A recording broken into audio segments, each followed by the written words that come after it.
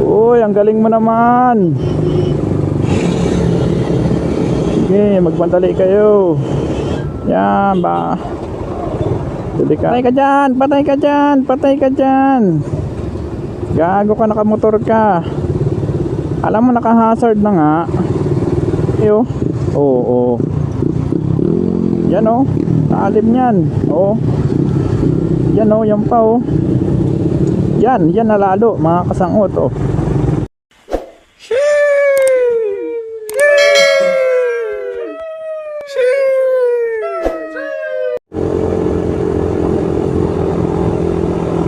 What's up mga kasangot? Pauwi na naman tayo mga kasangot. Natapos na naman ang duty natin na 8 hours. Dito pa rin tayo sa C5. Mukhang madugong bakbakan to mga kasangot.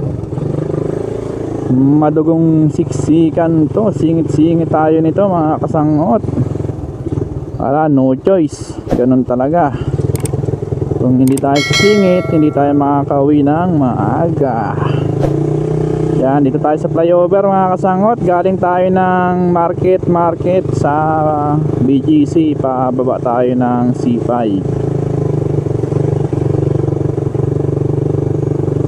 Grabe, dikdikan. Dikit ang laban mga kasangot. Ganyan talaga kapag sobrang traffic, lalo na dito sa C5 mga kasangot. Kitang kita nyo naman siguro kung gaano ang bakbakan dito ngayon. Anong oras kaya tayo makakauwi nito?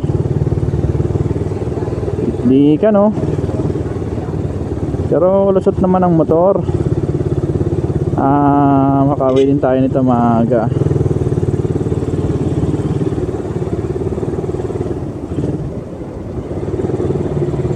Grabe ang bus. Dikdikan to, dikdikan.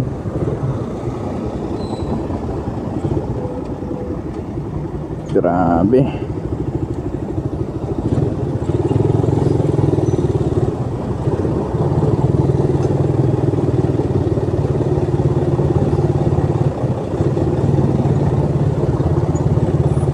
Wala tayong magagawa mga kasangot kung hindi sumunod sa nasa unahan natin mga ganitong mga sistema. Si traffic lalo at biyernes mga kasangot, ganun talaga. Tapos aga pa rin yung duty natin bukas, gawa ng may formation kami doon sa duty ko mga kasangot.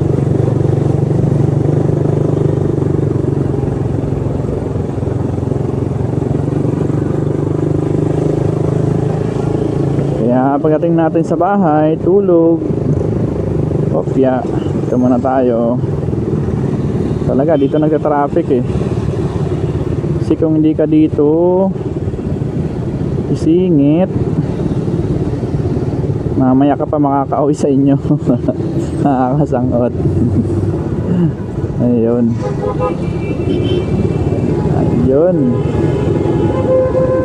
Grabe, tiktikan. Sana tayo sa kabila sana oh.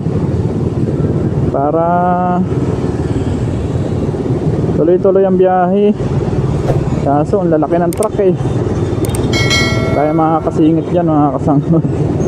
Ayun o, delikado. Paano kaya ako sa motor yan o? Grabe ang butas.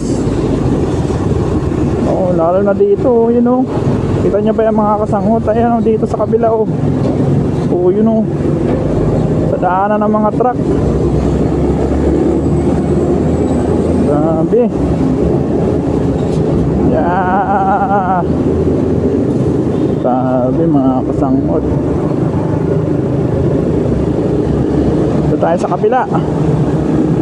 Singit tayo sa kabila. Uy, ang galing mo naman. Bahala na. Tirang bahala na yun ah.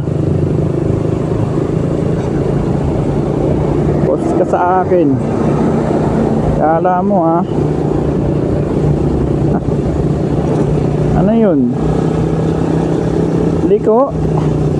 Walang lingon-lingon, liko? Grabe. Masyado ka nagmamadali. Paano kung maka-aksidente ka, di ba? No, hataw yung mga truck doon, pababa ng ano. Sige, magmadali kayo. Wala namang ano sa inyo dyan eh. Wala namang aawat, di ba? Yan.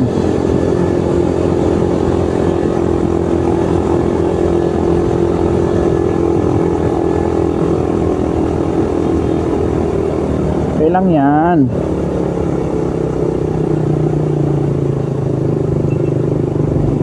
Opya. Opya. Opya. Opya. Singit muna tayo dito. Opya. Wala tayo magagawa mga kasangot kundi sumingit. Kailangan ng tsimpo dito mga kasangot. Siyempre yung iba dyan nagmamadali para makauwi na din sa kanilang mga pamilya, mga kasangot.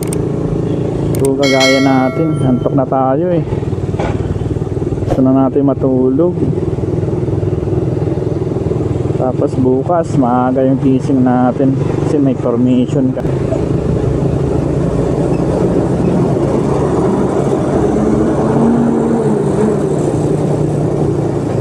Opya, opya, opya, opya. Ang taas nun. Gutom na tayo ah. Bawi na lang tayo ng kain pagdating natin dun mga kasangot. Wala eh, no choice eh. Sakripisyo tayo muna. Malapit naman na tayong makauwi eh.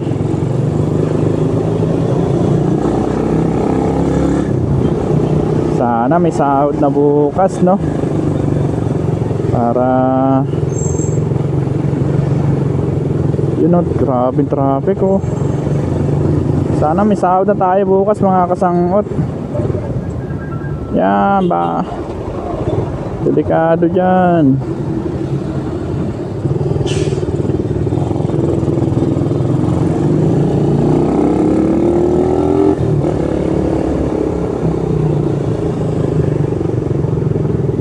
Opya, ang laki ng butas.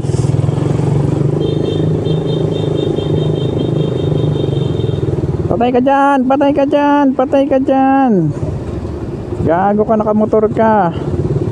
Alam mo naka-hazard na nga. Delikado ka.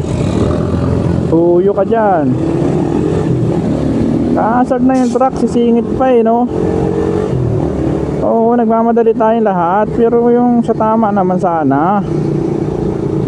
Ilalagay mo yung buhay mo sa alanganin dyan eh.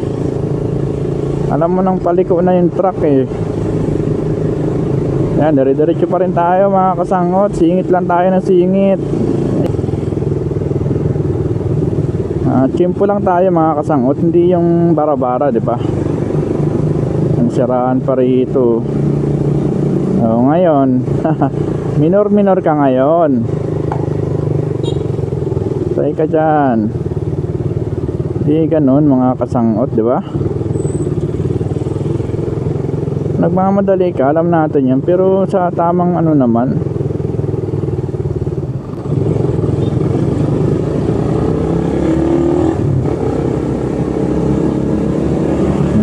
Minor ka ngayon dyan.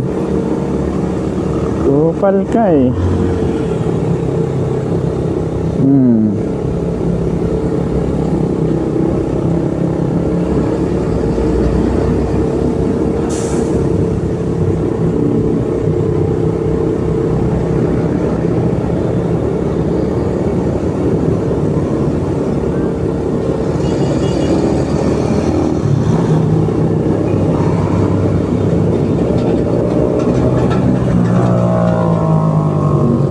Magpandali ka.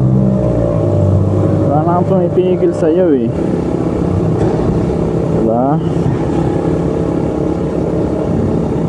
Doon tayo dadaan mga kasangot sa sinasabi ko na kinudkod ng kontraktor ng C5. Hindi natin alam kung sinong kontraktor yun mga kasangot. Dadaanan natin para makita ninyo kung gaano kadelikado talaga yung daan na yun. Dito na yun, malapit na yun mga kasangot. Sobrang delikado. Kung hindi mo alam, taas mabilis yung ano mo rito. Akpo, may kalalagyan ka dito sa ano na to, ginawa ng contractor dito sa Manila, dito sa C5. Ang galing, ang galing. Ang galing talaga nung gumawa. Ay, yung ginagawa na nila ata ayan, gagawin na yata nila ayan may ano na rito, ano ba yan? Oo nga, gagawin na nila yung ano. Ito mga kasangot yan. Dito tayo dadaan para makita ninyo kung gaano kadelikado yan. Ayan taas niya tama sa gulong natin mga kasangot. Nalalim nun pag doon ka nakadaan tapos nakamotor ka, naku po, tapos yan pa mga kasangot makikita ninyo yan, kahit 4 wheels nga dito nagminor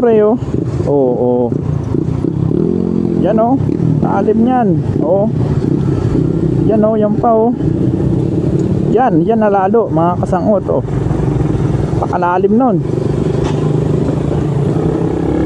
Paano kung mabilis yung takbo mo doon ka na shoot, kalalagyan ka talaga doon. Ang lalim nun ang galing talaga ng gumawa niyan. Ang galing ng kontraktor na dyan, kinabayaan. Ano na yan mga kasangot, parang mag-iisang buwan na mahigit, hinayaan lang na nakatiwangwang. Ang sabi nung nakausap ko dyan mga kasangot, ang dami nang na-aksidente doon sa lugar na yun.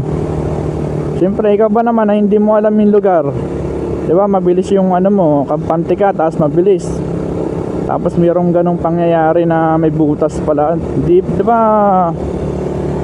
Maano ka talaga, ma-aksidente ka. Walang imposible pag mga ganon yung kalsada mga kasangot. Kahit anong ingat mo dyan, tibay ka pa naman dyan kapag na-aksidente ka dyan. Sinong sisisihin mo dyan, diba?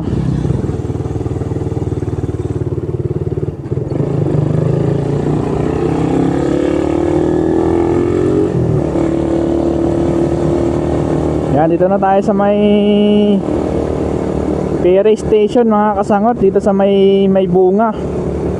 Tatawid na tayo ng tulay, ayun ferry station dyan kung gusto nyo sumakay ng ferry mga kasangot, dyan sa Ilog Pasig, mayroon ditong station sa may bunga station sa Pasig.